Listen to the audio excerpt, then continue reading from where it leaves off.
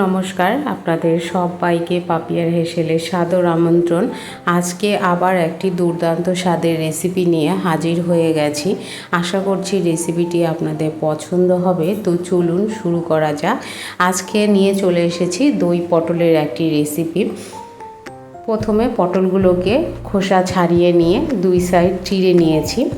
এবার পটলটাকে ভালো করে ধুয়ে পরিষ্কার করে নেবার পর কড়াইয়ে সর্ষের তেল বসিয়ে দিয়েছি। তেলটা গরম হয়ে গেলে আমি এখানে পটলগুলোকে দিয়ে দেব।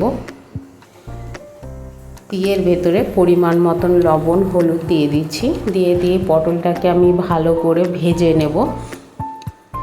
এই যে দেখুন, লো ফ্লেমে আস্তে আস্তে পটলটাকে ভেজে নিতে হবে।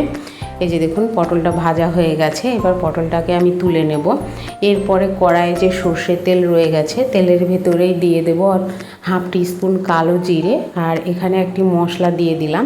এখানে রয়েছে হাফ টিস্পুন আদা, হাফ টিস্পুন আদা বাটা আর হাফ টিস্পুন জিরে গুঁড়ো।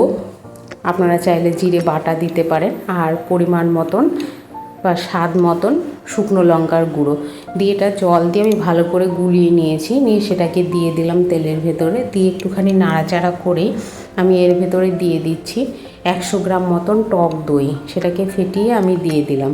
আপনারা আপনাদের পটলের পরিমাণ অনুসারে টক দইটা দেবেন। আমার পটলের পরিমাণ অনুসারে আমি 100 গ্রাম টক দই দিয়েছি।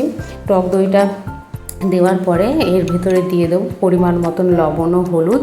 দিয়ে এটাকে ভালো করে কষিয়ে নিতে হবে। এই যে দেখুন, মশলা থেকে তেলটা সেপারেট হয়ে এসছে।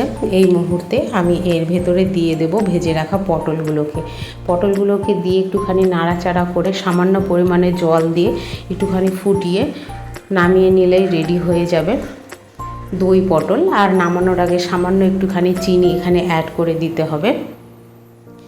আজকের রেসিপি আপনাদের কেমন লাগলো অবশ্যই কমেন্টের মাধ্যমে জানাবেন।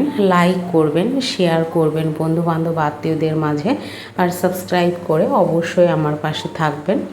নামানোর আগে চিনি আর একটুখানি চেরা কাঁচা লঙ্কা দিয়ে এটাকে একটুখানি ফুটিয়ে নামিয়ে নিলেই রেডি গরম গরম ভাতে খাওয়ার জন্য দই পটল।